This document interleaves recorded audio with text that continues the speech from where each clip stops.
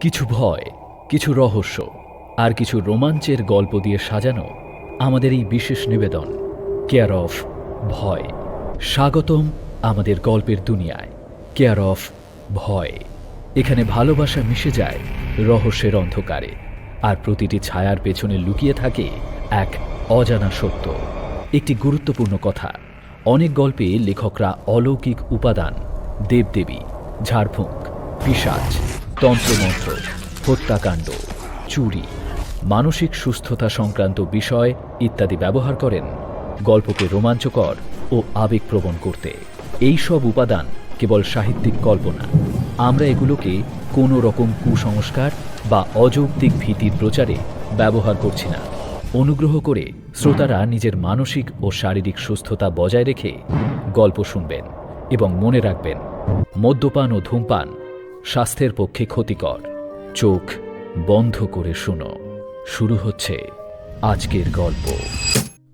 আমি এবং আমার আত্মীয় পূজার ছুটিতে দেশভ্রমণ সারিয়া কলকাতায় ফিরে আসিতেছিলাম। এমন সময় রেলগাড়িতে বাবুটির সঙ্গে দেখা হয়। তাহার বেশভূষা দেখিয়া প্রথমটা তাহাকে পশ্চিম দেশীয় মুসলমান বলিয়া ভ্রম হইয়াছিল। তাহার কথাবার্তা শুনিয়া আরও ধাঁধা লাগিয়া যায়। পৃথিবীর সকল বিষয়েই এমন করিয়া আলাপ করিতে লাগিলেন যেন তাহার সহিত প্রথম পরামর্শ করিয়া বিশ্ববিধাতা সকল কাজ করিয়া থাকেন। বিশ্ব সংসারের ভিতরে ভিতরে যে এমন সকল অশ্রুতপূর্ব নিগূঢ় ঘটনা ঘটিতেছিল, রুশিয়ানরা যে এতদূর অগ্রসর হইয়াছে, ইংরাজদের যে এমন সকল গোপন মতলব আছে, দেশীয় রাজাদের মধ্যে যে একটা খিচুড়ি পাকিয়া উঠিয়াছে, এ সমস্ত কিছুই না জানিয়া আমরা সম্পূর্ণ নিশ্চিন্ত হইয়াছিলাম। আমাদের নবপরিচিত আলাপটি ঈষৎ হাসিয়া কহিলেন, "There happen more things in heaven and earth, Horatio, than are reported in your newspapers." আমরা এই প্রথম ঘর ছাড়িয়া বাহির হইয়াছি, সুতরাং লোকটির রকম সকম দেখিয়া অবাক হইয়া গেলাম। লোকটা সামান্য উপলক্ষে কখনো বিজ্ঞান বলে, কখনো বেদের ব্যাখ্যা করে, আবার হঠাৎ কখনো পার্সি বয়েত আওড়াইতে থাকে। বিজ্ঞান, বেদ এবং পার্সি ভাষায় আমাদের কোনরূপ অধিকার না থাকাতে তাহার প্রতি আমাদের ভক্তি উত্তরোত্তর বাড়িতে লাগিল। এমনকি আমার থিওসফিস্ট আত্মীয়টির মনে দৃঢ় বিশ্বাস হইল যে আমাদের এই সকল সহযাত্রীর সহিত কোনো এক রকমের অলৌকিক ব্যাপারের কিছু একটা যোগ আছে, কোনো একটা অপূর্ব ম্যাগনেটিজম অথবা দৈব শক্তি, অথবা সূক্ষ্ম শরীর, অথবা ওই ভাবের একটা কিছু। তিনি এই অসামান্য লোকের সমস্ত সামান্য কথাও ভক্তিবিহ্বল মুগ্ধভাবে শুনিতেছিলেন এবং গোপনে নোট করিয়া লইতেছিলেন।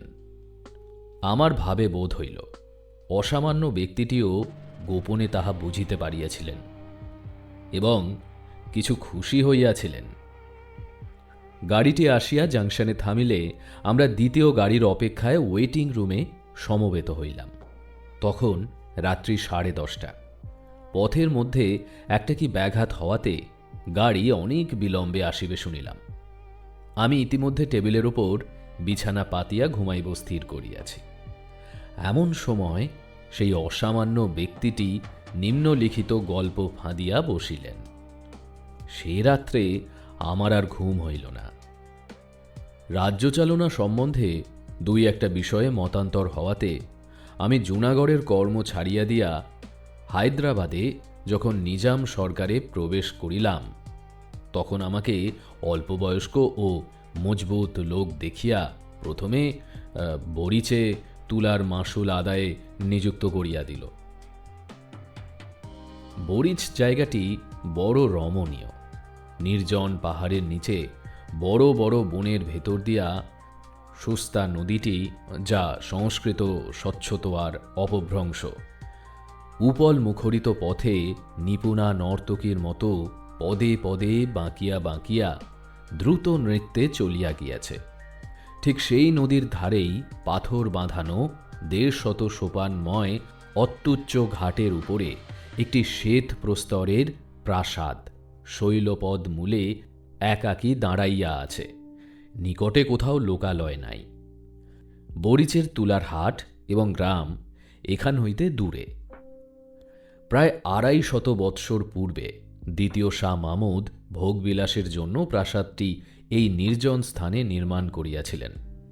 তখন হইতে স্নানশালার ফোয়ারার মুখ হইতে গোলাপগন্ধি জলধারা উৎক্ষিপ্ত হইতে থাকিত এবং সেই শিকড় শীতল নিভৃত গৃহের মধ্যে মর্মর খচিত স্নিগ্ধ শিলাসনে বসিয়া কোমল নগ্ন পদপল্লব জলাশয়ের নির্মূল জলরাশির মধ্যে প্রসারিত করিয়া তরুণী পার্শ্বিক রমণীগণ স্নানের পূর্বে কেশ মুক্ত করিয়া দিয়া সেতার কোলে দ্রাক্ষাবনের গজল গান করিত। এখন আর সে ফোয়ারা খেলে না, সে গান নাই। সাদা পাথরের উপর শুভ্র চরণের সুন্দর আঘাত পড়ে না। এখন ইহা আমাদের মতো নির্জন বাসপীড়িত সঙ্গিনীহীন মাসুল কালেক্টরের অতি বৃহৎ এবং অতি শূন্য বাসস্থান। কিন্তু আপিসের বৃদ্ধ কেরানি করিম খাঁ আমাকে এই প্রাসাদে বাস করিতে বারংবার নিষেধ করিয়াছিল। বলিয়াছিল, ইচ্ছা হয় দিনের বেলা থাকিবেন, কিন্তু কখনো এখানে রাত্রি যাপন করিবেন না। আমি হাসিয়া উড়াইয়া দিলাম। ভৃত্যেরা বলিল, তাহারা সন্ধ্যা পর্যন্ত কাজ করিবে, কিন্তু রাত্রে এখানে থাকিবে না। আমি বলিলাম, তথাস্তু। এ বাড়ির এমন বদনাম ছিল যে রাত্রে চোরও এখানে আসিতে সাহস করিত না। প্রথম প্রথম আসিয়া এই পরিত্যক্ত পাষাণ প্রাসাদের বিজনতা আমার বুকের ওপর যেন একটা ভয়ঙ্কর ভারের মতো চাপিয়া থাকিত। আমি যতটা পারিতাম বাহিরে থাকিয়া অবিশ্রান্ত কাজকর্ম করিয়া রাত্রে ঘরে ফিরিয়া শ্রান্ত দেহে নিদ্রা দিতাম। কিন্তু সপ্তাহখানেক না যাইতেই বাড়ির এক অপূর্ব নেশা আমাকে ক্রমশ আক্রমণ করিয়া ধরিতে লাগিল। আমার সে অবস্থা বর্ণনা করাও কঠিন এবং সে কথা লোককে বিশ্বাস করানো শক্ত। সমস্ত বাড়িটা একটা সজীব পদার্থের মতো আমাকে তাহার জঠরস্থ মোহরসে অল্পে অল্পে যেন জীর্ণ করিতে লাগিল। বোধহয় বাড়িতে পদার্পণ মাত্রেই এ প্রক্রিয়ার আরম্ভ হইয়াছিল। কিন্তু আমি যেদিন সচেতনভাবে প্রথম ইহার সূত্রপাত অনুভব করি, সেদিনকার কথা আমার স্পষ্ট মনে আছে। তখন গ্রীষ্মকালের আরম্ভে বাজার নরম। আমার হাতে কোনো কাজ ছিল না। সূর্যাস্তের কিছু পূর্বে আমি সেই নদী তীরে ঘাটের নিম্নতলে একটা আরাম কেদারা লইয়া বসিয়াছি।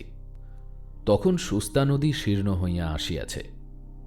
ওপারে খানিকটা বালুতট অপরাহ্নের আভায় রঙিন হইয়া উঠিয়াছে। এপারে ঘাটের সোপানমূলে স্বচ্ছ অগভীর জলের তলে নুড়িগুলি ঝিকঝিক করিতেছে। সেদিন কোথাও বাতাস ছিল না। আমার বক্ষের মধ্যে এক প্রকার কম্পন হইতে লাগিল। সে উত্তেজনা ভয়ের কি আনন্দের কি কৌতূহলের ঠিক বলিতে পারি না। বড় ইচ্ছা হইতে লাগিল ভালো করিয়া দেখি, কিন্তু সম্মুখে দেখিবার কিছু ছিল না। মনে হইল ভালো করিয়া কান পাতিলেই উহাদের কথা সমস্তই স্পষ্ট শোনা যাইবে।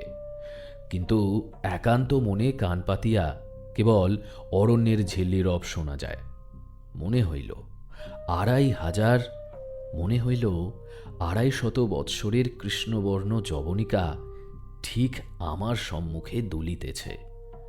ভয়ে ভয়ে একটি ধার তুলিয়া ভেতরে দৃষ্টিপাত করি। সেখানে বৃহৎ সভা বসিয়াছে, কিন্তু গাঢ় অন্ধকারে কিছুই দেখা যায় না। হঠাৎ গুমট ভাঙিয়া হু হু করিয়া একটা বাতাস দিল।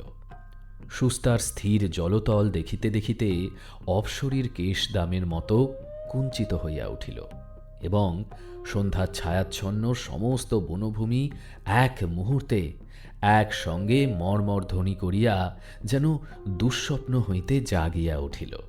স্বপ্নই বলো আর সত্যিই বলো, 250 বৎসরের অতীত ক্ষেত্র হইতে প্রতিফলিত হইয়া আমার সম্মুখে যে এক অদৃশ্য মরীচিকা অবতীর্ণ হইয়াছিল, তাহা চকিতের মধ্যে অন্তর্হিত হইল।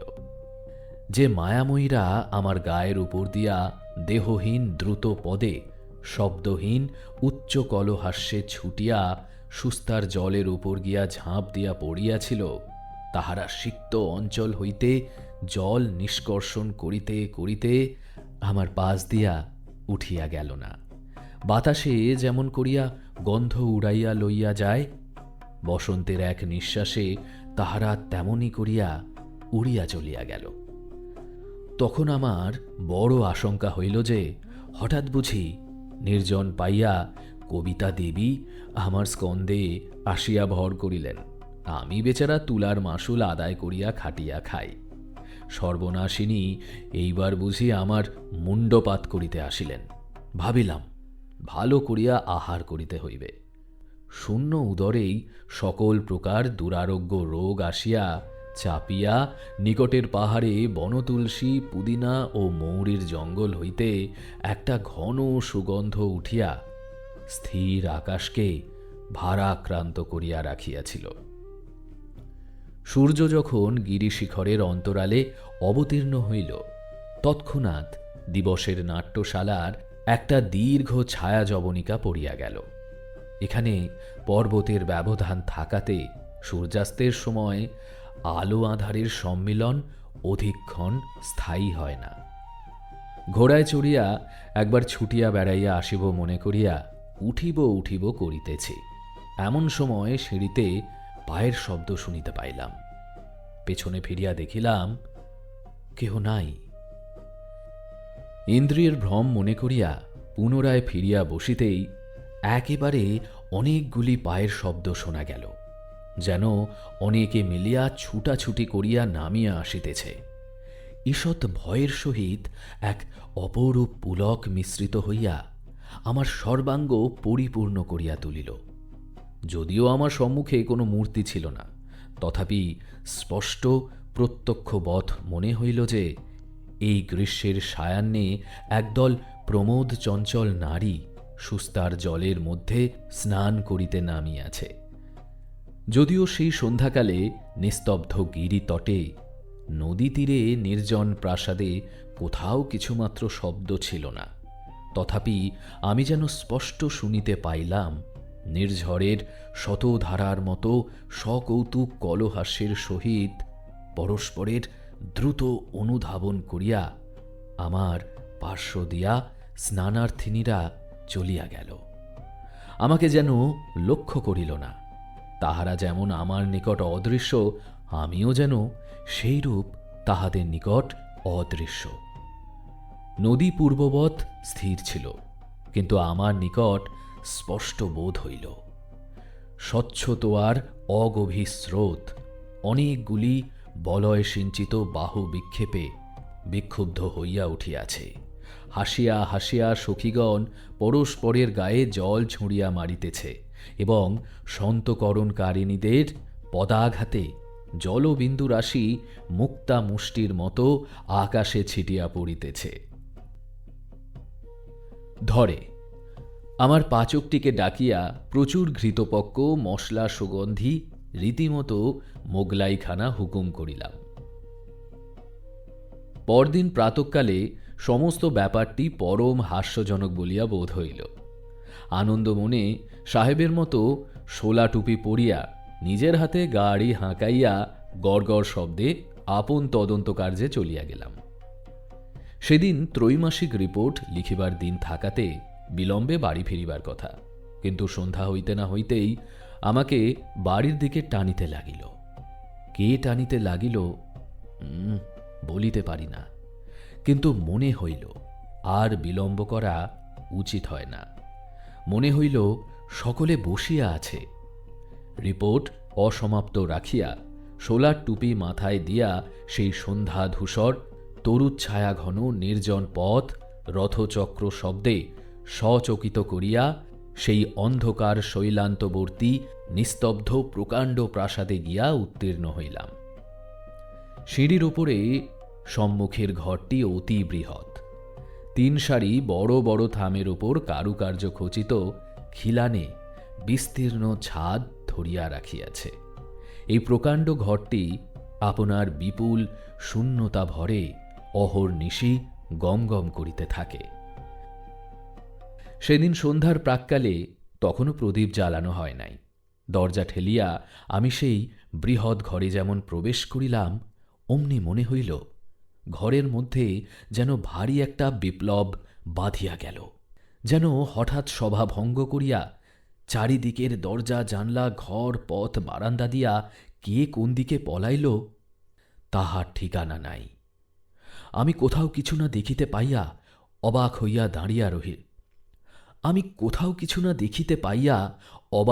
দাঁড়াইয়া রহিলাম। শরীর এক প্রকার আবেশে রোমাঞ্চিত হইয়া উঠিল, যেন বহু দিবসের লুপ্তাবশিষ্ট মাথা ঘষা ও আতরের মৃদু গন্ধ আমার নাসার মধ্যে প্রবেশ করিতে লাগিল। আমি সেই দীপহীন জনহীন প্রকাণ্ড ঘরের প্রাচীন প্রস্তর স্তম্ভ শ্রেণীর মাঝখানে দাঁড়াইয়া শুনিতে পাইলাম ঝরঝর শব্দে ফোয়ারার জল সাদা পাথরের উপরে আসিয়া পড়িতেছে। সেতারে কি সুর বাজিতেছে বুঝিতে পারিতেছি না। কোথাও বা স্বর্ণভূষণের সিঞ্চিত, কোথাও বা নূপুরের নিক্কণ, কখনো বা বৃহৎ তাম্র ঘণ্টায় প্রহর বাজিবার শব্দ। অতি দূরে নহবতের আলাপ, বাতাসে দোদুল্যমান ঝড়ের স্ফটিক দোলকগুলির ঠুন ঠুন ধ্বনি, বারান্দা হইতে খাঁচার বুলবুলের গান, বাগান হইতে পোষা সারসের ডাক আমার চতুর্দিকে একটা প্রেত লোকের রাগিনী সৃষ্টি করিতে লাগিল। আমার এমন একটা মোহ উপস্থিত হইল, মনে হইল এই অস্পৃশ্য অগম্য অবাস্তব ব্যাপারই জগতে একমাত্র সত্য, আর সমস্তই মিথ্যা মরীচিকা। আমি যে আমি, অর্থাৎ আমি যে শ্রীযুক্ত অমুক, ঈশ্বর অমুকের জ্যেষ্ঠ পুত্র, তুলার মাসুল সংগ্রহ করিয়া 450 টাকা বেতন পাই, আমি যে শোলার টুপি এবং খাটো কর্তা পরিয়া টমটম হাঁকাইয়া আপিস করিতে যাই, এ সমস্তই আমার কাছে এমন অদ্ভুত হাস্যকর অমূলক মিথ্যা কথা বলিয়া বোধ হইল যে আমি সেই বিশাল নিস্তব্ধ অন্ধকার ঘরের মাঝখানে দাঁড়াইয়া হা হা করিয়া হাসিয়া উঠিলাম। তখনই আমার মুসলমান ভৃত্য প্রজ্বলিত কেরোসিন ল্যাম্প হাতে করিয়া ঘরের মধ্যে প্রবেশ করিল। সে আমাকে পাগল মনে করিল কিনা জানি না, কিন্তু তৎক্ষণাৎ আমার স্মরণ হইল যে আমি ঈশ্বর অমুক চন্দ্রের জ্যেষ্ঠ পুত্র শ্রীযুক্ত অমুক নাথ বটে। ইহাও মনে করিলাম যে জগতের ভিতরে অথবা বাহিরে কোথাও অমূর্ত ফোয়ারা নিত্যকাল উৎসারিত ও অদৃশ্য অঙ্গুলির আঘাতে কোনো মায়া সেতারে অনন্ত রাগিনী ধ্বনিত হইতেছে কিনা তাহা আমাদের মহাকবি এবং কবিবরেরাই বলিতে পারেন। কিন্তু এ কথা নিশ্চয় সত্য যে আমি বরিচের হাটে তুলার মাসুল আদায় করিয়া মাসে 450 টাকা বেতন লইয়া থাকি। তখন আবার আমার পূর্বক্ষণের অদ্ভুত মোহ স্মরণ করিয়া কেরোসিন প্রদীপ্ত ক্যাম্প টেবিলের কাছে খবরের কাগজ লইয়া সকৌতুকে হাসিতে লাগিলাম। খবরের কাগজ পড়িয়া এবং মোগলাই খানা খাইয়া একটি ক্ষুদ্র কোণের ঘরে প্রদীপ নিবাইয়া দিয়া বিছানায় গিয়া শয়ন করিলাম। আমার সম্মুখবর্তী খোলা জানালার ভেতর দিয়া অন্ধকার বনবেষ্টিত আড়ালি পর্বতের ঊর্ধ্বদেশের একটি অত্যুজ্জ্বল নক্ষত্র সহস্র কোটি যোজন দূর আকাশ হইতে সেই অতি তুচ্ছ ক্যাম্প খাটের উপর শ্রীযুক্ত মাসুল কালেক্টরকে এক দৃষ্টে নিরীক্ষণ করিয়া দেখিতেছিল। ইহাতে আমি বিস্ময় ও কৌতুক অনুভব করিতে করিতে কখন ঘুমাইয়া পড়িয়াছিলেম বলিতে পারি না। কতক্ষণ ঘুমাইয়াছিলাম তাহাও জানি না। সহসা একসময় শিহরিয়া জাগিয়া উঠিলাম।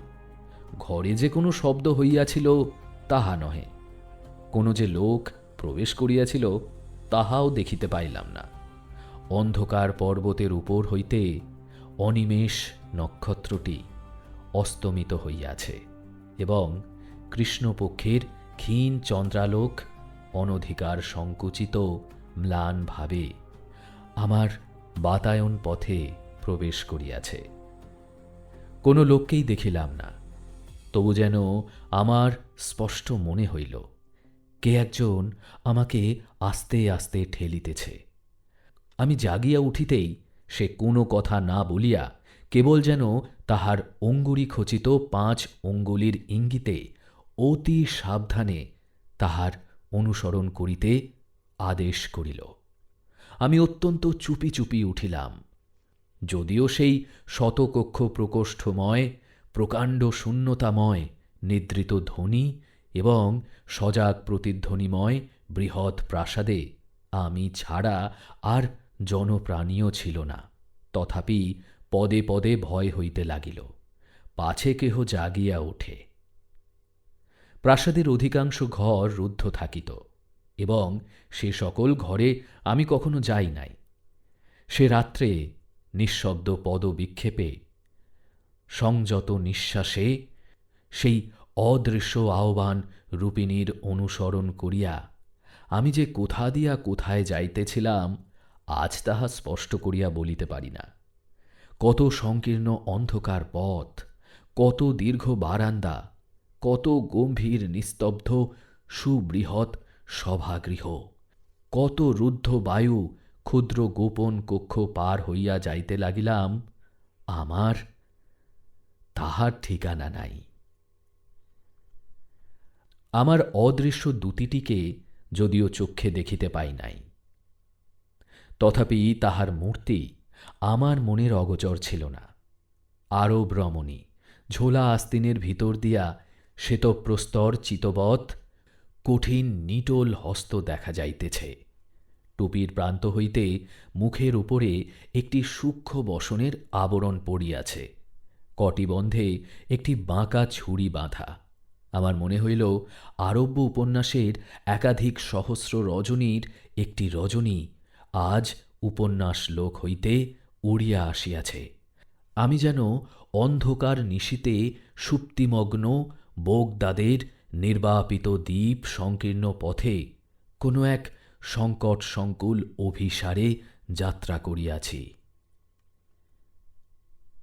অবশেষে আমার দূতি একটি ঘন নীল পর্দার সম্মুখে সহসা থমকাইয়া দাঁড়াইয়া যেন নিম্নে অঙ্গুলি নির্দেশ করিয়া দেখাইল। নিম্নে কিছুই ছিল না, কিন্তু ভয়ে আমার বক্ষের রক্ত স্তম্ভিত হইয়া গেল। আমি অনুভব করিলাম সেই পর্দার সম্মুখে ভূমিতলে কিংখাবের সাজ পরা একটি ভীষণ কাফরি খোঁজা কোলের উপর খোলা তলোয়ার লইয়া 2 পা ছড়াইয়া দিয়া বসিয়া ঢুলিতেছে। দূতি লঘু গতিতে তাহার 2 পা ডিঙাইয়া পর্দার এক প্রান্তদেশ তুলিয়া ধরিল। ভিতর হইতে একটি পারস্য গালিচা পাতা ঘরের কিয়দাংশ দেখা গেল। তক্তের উপরে কে বসিয়া আছে দেখা গেল না, কেবল জাফরান রঙের স্ফীত পায়জামার নিম্নভাগে জরির চটি পরা 2খানি ক্ষুদ্র সুন্দর চরণ গোলাপি মখমল আসনের উপর অলসভাবে স্থাপিত রহিয়াছে দেখিতে পাইলাম। মেঝের একপার্শ্বে একটি নীলাভ স্ফটিক পাত্রে কতকগুলি আপেল, নাশপাতি, নারাঙ্গি এবং প্রচুর আঙুরের গুচ্ছ সজ্জিত রহিয়াছে এবং তাহার পার্শ্বে 2টি ছোট পেয়ালা ও একটি স্বর্ণাভ মদিরার কাচপাত্র অতিথির জন্য অপেক্ষা করিয়া আছে। ঘরের ভিতর হইতে একটা অপূর্ব ধূপের এক প্রকার মাদক সুগন্ধি ধূম আসিয়া আমাকে বিহ্বল করিয়া দিল। আমি কম্পিত বক্ষে সেই খোঁজার প্রসারিত পদদ্বয় যেমন লঙ্ঘন করিতে গেলাম, অমনি সে চমকিয়া জাগিয়া উঠিল। তাহার কোলের উপর হইতে তলোয়ার পাথরের মেঝে শব্দ করিয়া পড়িয়া গেল। সহসা একটা বিকট চিৎকার শুনিয়া চমকিয়া দেখিলাম আমার সেই ক্যাম্প খাটের উপরে ঘর্মাক্ত কলেবরে বসিয়া আছি। ভোরের আলোয় কৃষ্ণপক্ষের খণ্ড চাঁদ জাগরণ ক্লিষ্ট রোগীর মতো পাণ্ডুবর্ণ হইয়া গেছে এবং আমাদের পাগলা মেহের আলী তাহার প্রাত্যহিক প্রথা অনুসারে প্রত্যুষের জনশূন্য পথে তফাৎ যাও করিয়া চিৎকার করিতে করিতে চলিয়াছে। এই রূপে আমার আরব্য উপন্যাসের এক রাত্রি অকস্মাৎ শেষ হইল, কিন্তু এখনও 100 রজনী বাকি আছে। আমার দিনের সহিত রাত্রের ভারী একটা বিরোধ বাঁধিয়া গেল। দিনের বেলায় শ্রান্ত ক্লান্ত দেহে কর্ম করিতে যাইতাম এবং শূন্য স্বপ্নময়ী মায়াবিনী রাত্রিকে অভিসম্পাত করিতে থাকিতাম। আবার সন্ধ্যার পরে আমার দিনের বেলাকার কর্মবদ্ধ অস্তিত্বকে অত্যন্ত তুচ্ছ, মিথ্যা এবং হাস্যকর বলিয়া বোধ হইত। সন্ধ্যার পরে আমি একটা নেশার জালের মধ্যে বিহ্বলভাবে জড়াইয়া পড়িতাম। শত শত বৎসর পূর্বেকার কোনো এক অলিখিত ইতিহাসের অন্তর্গত আর একটা অপূর্ব ব্যক্তি হইয়া উঠিতাম। তখন আর বিলাতি খাটো কর্তা এবং 8 প্যান্টুলুনে আমাকে মানাইত না।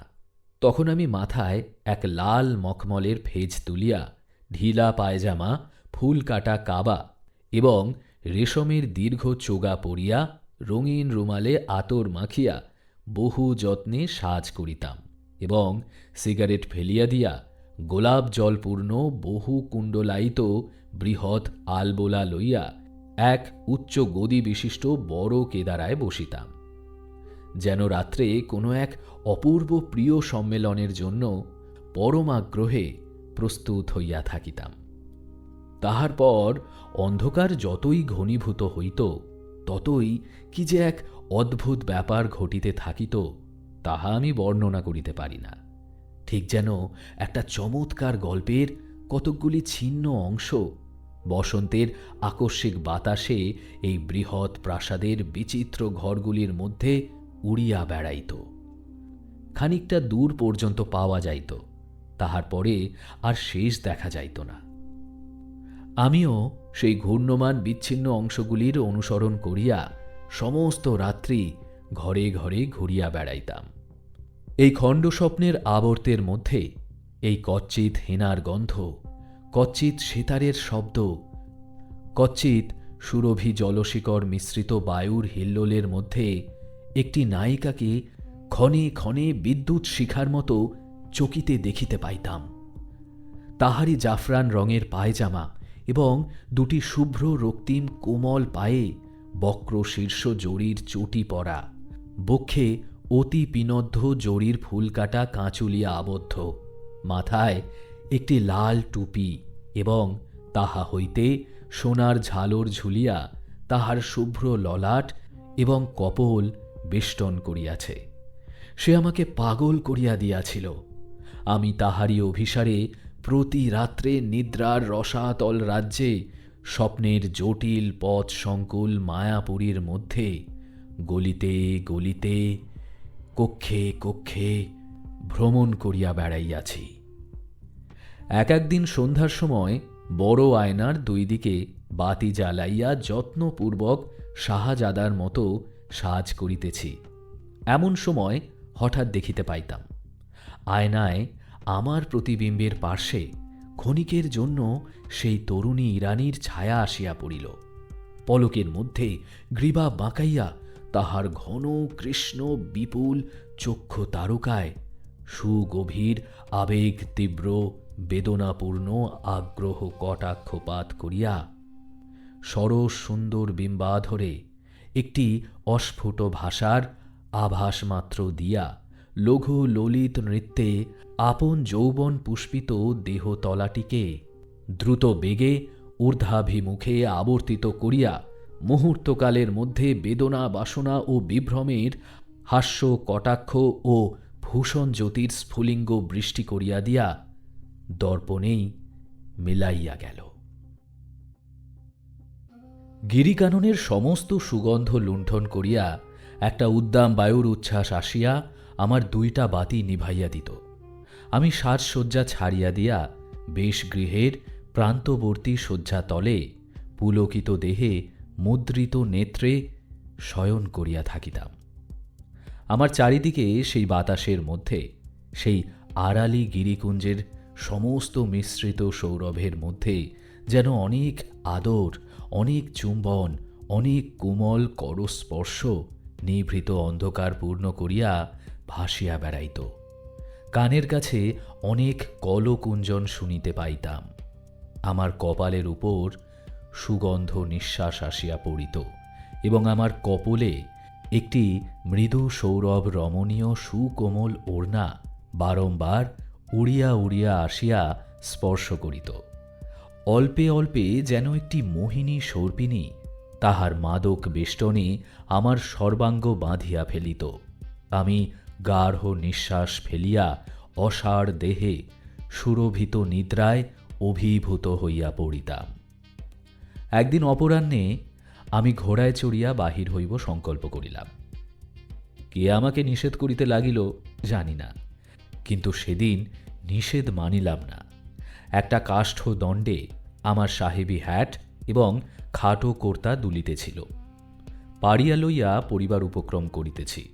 এমন সময় সুস্তা নদীর বালি এবং আড়ালি পর্বতের শুষ্ক পল্লব রাশির ধ্বজা তুলিয়া হঠাৎ একটা প্রবল ঘূর্ণা বাতাস আমার সেই কর্তা এবং টুপি ঘুরাইয়া ঘুরাইয়া লইয়া চলিল, এবং একটা অত্যন্ত সুমিষ্ট কলহাস্য সেই হাওয়ার সঙ্গে ঘুরিতে ঘুরিতে কৌতুকের সমস্ত পর্দায় পর্দায় আঘাত করিতে করিতে উচ্চ হইতে উচ্চতর সপ্তকে উঠিয়া সূর্যাস্ত লোকের কাছে গিয়া মিলাইয়া গেল।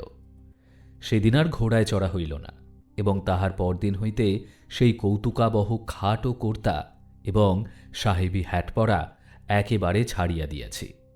আবার সেই দিন অর্ধরাত্রে বিছানার মধ্যে উঠিয়া বসিয়া শুনিতে পাইলাম কে যেন গুমড়িয়া গুমড়িয়া বুক ফাটিয়া ফাটিয়া কাঁদিতেছে, যেন আমার খাটের নিচে, মেঝের নিচে, এই বৃহৎ প্রাসাদের পাষাণ ভিত্তির তলবর্তী একটা আর্দ্র অন্ধকার গোড়ের ভেতর হইতে কাঁদিয়া কাঁদিয়া বলিতেছে,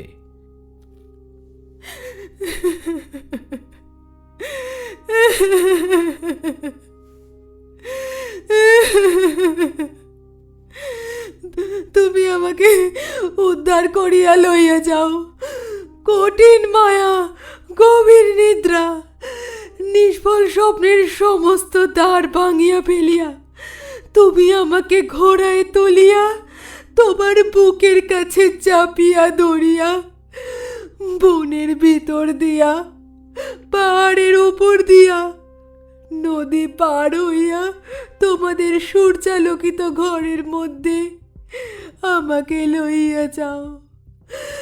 আমাকে উদ্ধার করো।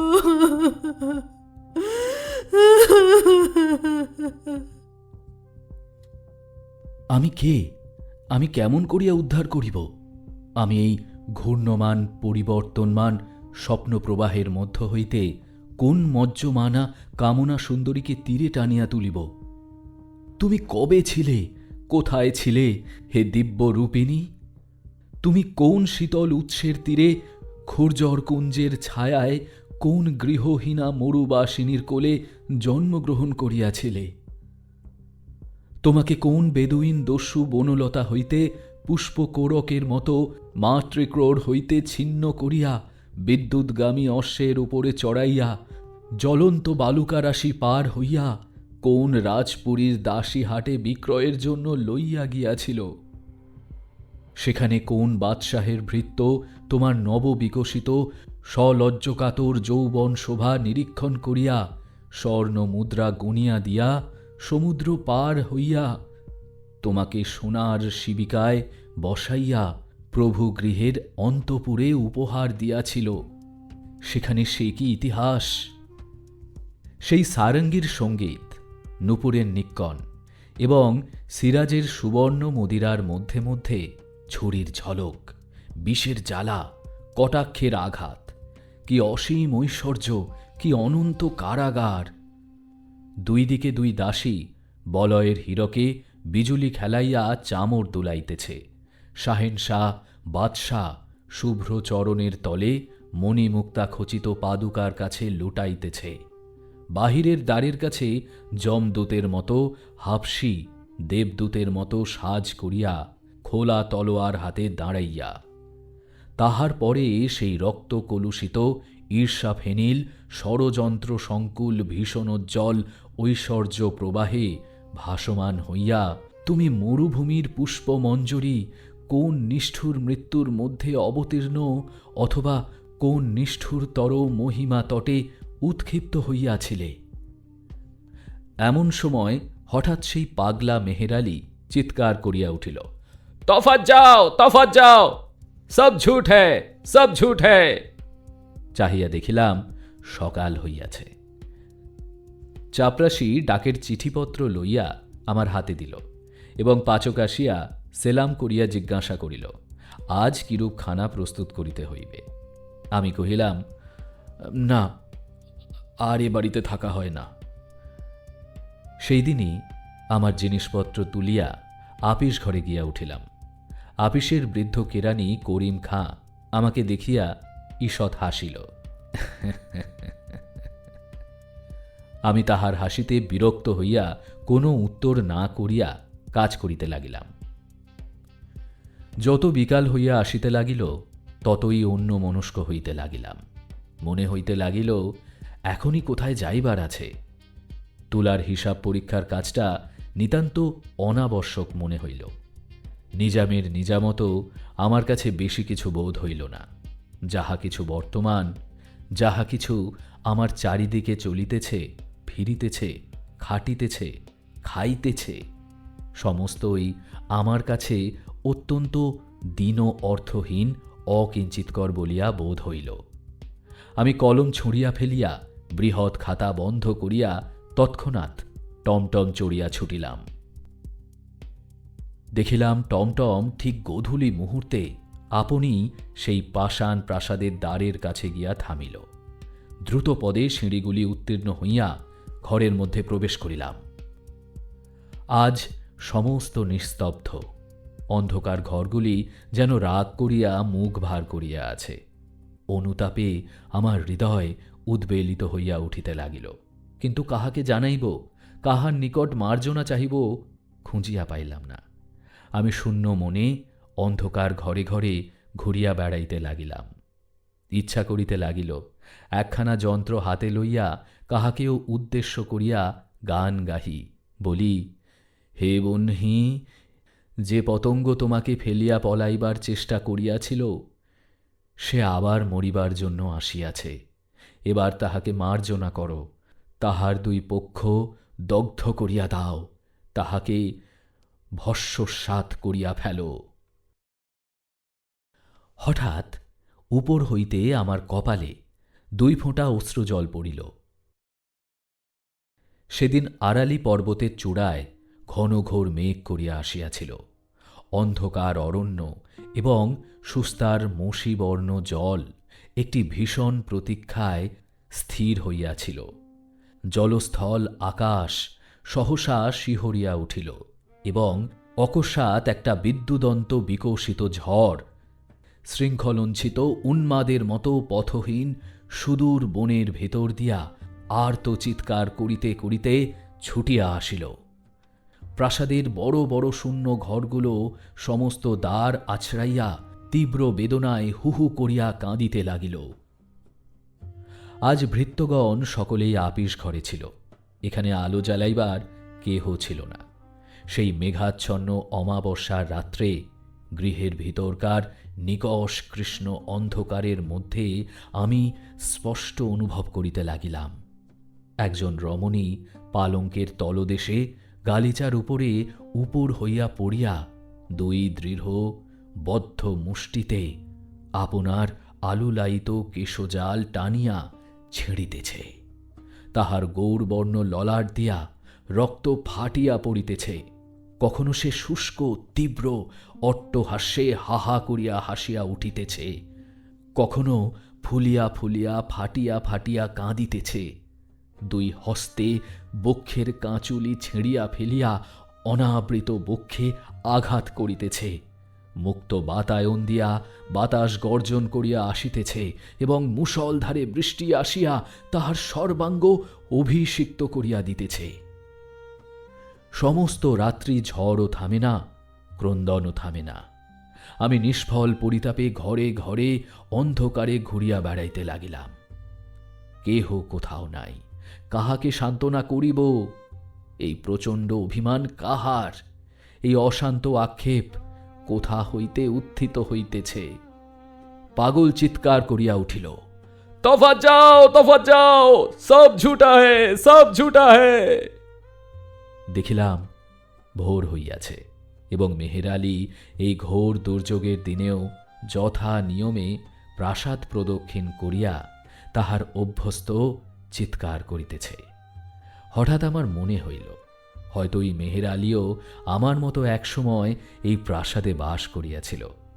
এখন পাগল হইয়া বাহির হইয়াও এই পাষাণ রাক্ষসের মোহে আকৃষ্ট হইয়া প্রত্যহ প্রত্যুষে প্রদক্ষিণ করিতে আসে। আমি তৎক্ষণাৎ সেই বৃষ্টিতে পাগলার নিকট ছুটিয়া গিয়া তাহাকে জিজ্ঞাসা করিলাম, মেহের আলী, ক্যা ঝুট হ্যায় রে? সে আমার কথায় কোনো উত্তর না করিয়া আমাকে ঠেলিয়া ফেলিয়া অজগরের কবলের চতুর্দিকে ঘূর্ণমান মহাবিষ্ট পক্ষীর ন্যায় চিৎকার করিতে করিতে বাড়ির চারদিকে ঘুরিতে লাগিল।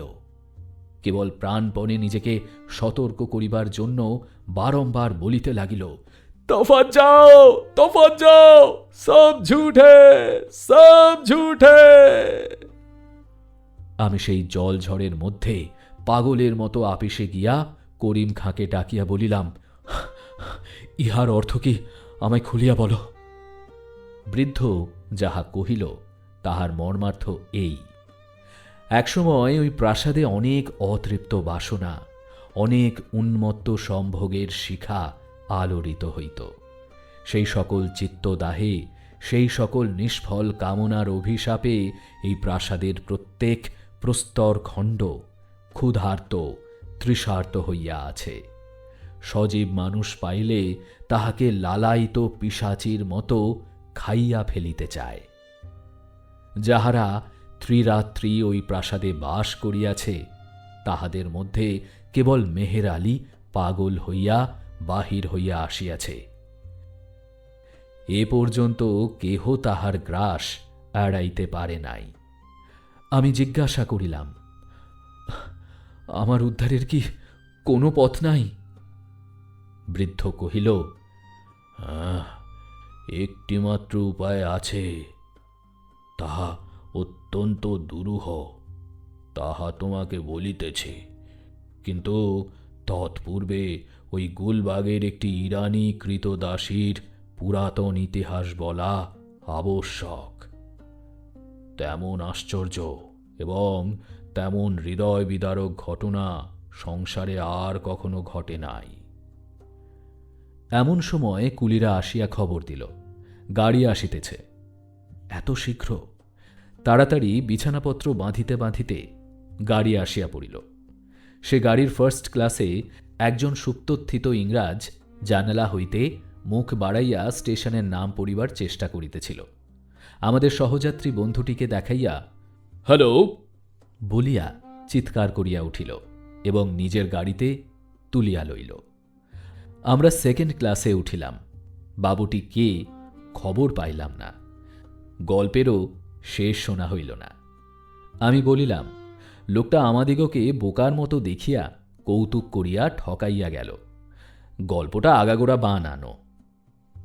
এই তর্কের উপলক্ষে আমার থিওসফিস্ট আত্মীয়টির সহিত আমার জন্মের মতো বিচ্ছেদ ঘটিয়া গেল।